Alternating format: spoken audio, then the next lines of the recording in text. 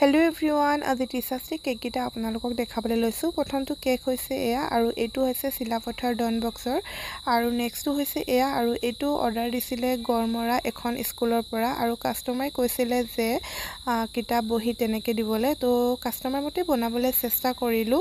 আৰু এইটো আছিলে চিচি বৰগাঁও সায়েন্স কলেজৰ যেহেতু ষ্টুডেণ্টখিনি ডাঙৰ হেতু কাৰণে মই সিম্পলত বনাবলৈ চেষ্টা কৰিলো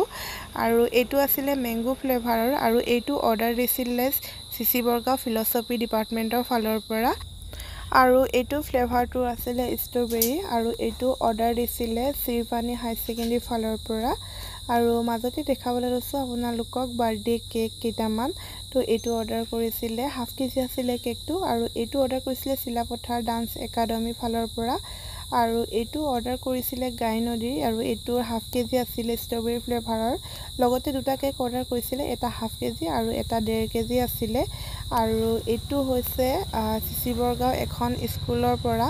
মই স্কুলখনৰ নামটো ভালদৰে নাজানো হেতু কাৰণে আপোনালোকক ক'ব পৰা নাই এতিয়া আৰু এইটো অৰ্ডাৰ কৰিছিলে ওচৰৰ বৌৱে গৰাকীয়ে সৰু জীয়েকৰ বাৰ্থডে আছিলে এইটো ষ্ট্ৰবেৰী ফ্লেভাৰৰ আৰু এইটো অৰ্ডাৰ কৰিছিলে ওচৰৰ বা এগৰাকীয়ে ভতিজাকৰ বাৰ্থডে কাৰণে তো দুটা অৰ্ডাৰ কৰিছিলে এটা পেহীয়েকে অৰ্ডাৰ কৰিছিলে আৰু এটা মাকে অৰ্ডাৰ কৰিছিলে তো আপোনালোকৰ কেক কেইটা কেনেকুৱা লাগিছে জনাব নাপাহৰিবচোন দেই